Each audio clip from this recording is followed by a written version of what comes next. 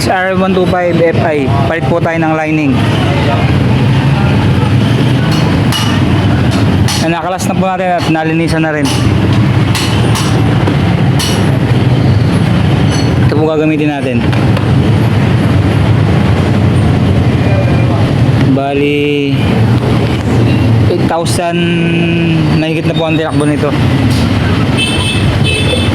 Ayan, ngayon pa lang tayo magkapalit ng clutch lining nya. Kakabitan na rin natin ang clutch spring. Ayan.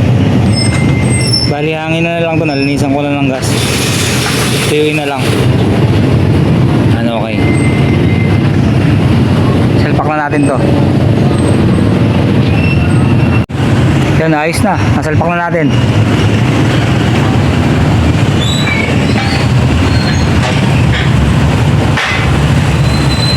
Road test na lang natin to. Ayos to. Tingnan natin kung anong pwersa nya. Kung bumalik na ba yung tunay na pwersa.